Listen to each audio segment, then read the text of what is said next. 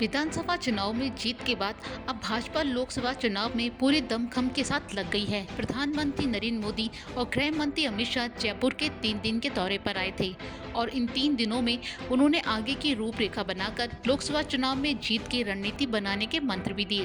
राजस्थान में 25 लोकसभा सीटें हैं और इन 25 की 25 सीटों को पार्टी अपने खाते में लेना चाहती है, लेकिन राजस्थान की 25 में से कुछ सीटों पर पार्टी को ज्यादा मेहनत करनी पड़ सकती है। राजस्थान में भाजपा के लिए 11 सेफ सीटें हैं, वहीं 7 सीटों पर कांग्रेस और बेनीवाल उसके लिए चुनौती बन सकते हैं। तो चलिए जानते हैं इस वीडियो में इन सीटों का पूरा समीकरण।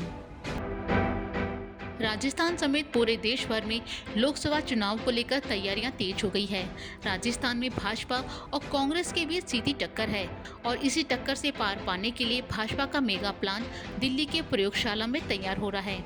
राजस्थान में भाजपा ने 2014 और 2019 में 25 की 25 सीटें जीती थी। अब भाजपा के पास चुनौती इसी रिकॉर्ड की हैट्रिक लगाने की है।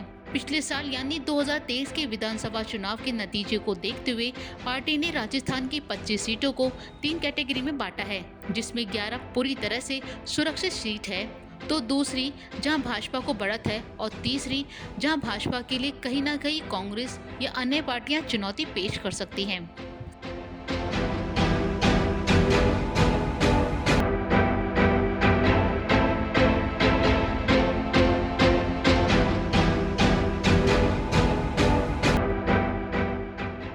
कैटेगरी ए की बात करें तो इसमें 11 सीटें शामिल हैं जो भाजपा के लिए पूरी तरह सुरक्षित हैं। इसमें जयपुर की दोनों लोकसभा सीटों यानी जयपुर शहर और जयपुर ग्रांड शामिल हैं। साथ ही झालावाड़, कोटा, भीलवाड़ा, चित्तौड़गढ़, अजमेर, पाली, जोधपुर, जालोर और राजसमंद सीट है। कोटा से सांसद लोकसभा अध्यक्ष ओम बिरला हैं, तो वहीं झालावाड़ से वसुंधरा राजे के पुत्र दुष्यंत सिंह सांसद हैं, जबकि जयपुर ग्रामीण और राजसमंद सीट राज्यवर्धन राठौड़ और दिया कुमारी के विधायक बनने से खाली हो चुकी हैं। लिहाजा ऐसे में इन सीटों पर नए चेहरे उतारे जाएंगे।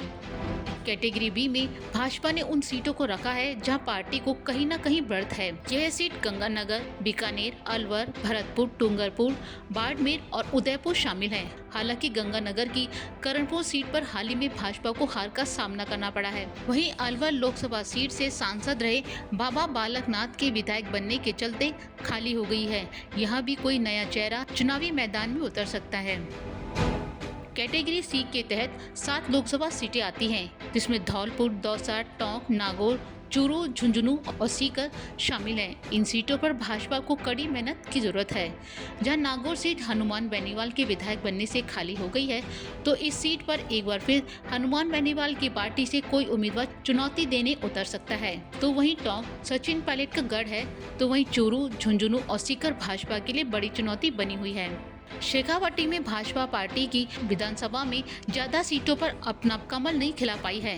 साफ शब्दों में कहें तो शेखावाटी में पार्टी का गणित बिगड़ा हुआ दिखाई दिया है, लेकिन पार्टी लोकसभा में अपना भरपूर प्रयास कर पूरी बढ़त के साथ लोकसभा चुनाव जीतना चाहती है।